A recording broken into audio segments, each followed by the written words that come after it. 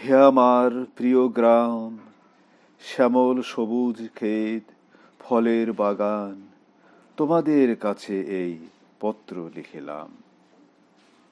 স্নিগ্ধ ভোরের কাছে, সূর্যাস্তের কাছে, সোনালি ধানের কাছে, বিকেলের কাছে, রূপলী নদীর কাছে, নক্ষত্রের কাছে, নীল আকাশের কাছে, বেদনার কাছে, তুলট মেঘের কাছে, শুভ্রতার কাছে, ফুলের ঘ্রাণের কাছে, বর্ণালীর কাছে, বসন্তের হেমন্তের শরতের কাছে, গ্রীষ্মের বর্ষার শীতের রাত্রির কাছে, পাখপাখালির কাছে, জোনাকির কাছে, জ্যোৎস্নার মোহন মায়ার কাছে, আধারের কাছে, উজ্জ্বল আলোর কাছে, আনন্দের কাছে পত্র লিখিলাম।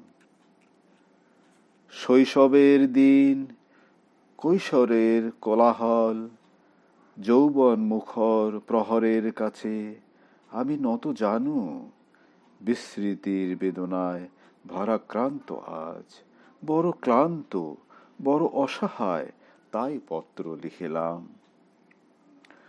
পারো তো আমায় ভুলে যেও, যদি পারো, সময়ের সঙ্গী হয়ে একদা ছিলাম। হয়তো দেখেছ কেউ, হয়তোবা দেখেও দেখনি, অথবা আমার যা কিছু বাসনা ছিল হয়তো জেনেছ কেউ, হয়তোবা বলা হয় নাই। সব সব সব কিছু ভুলে যেও, তাই এই পত্র লিখিলাম। কাম্য বস্তু সফলতা পাই নাই বলে কেন মিছে দুঃখ পাও, অভিযোগ করো।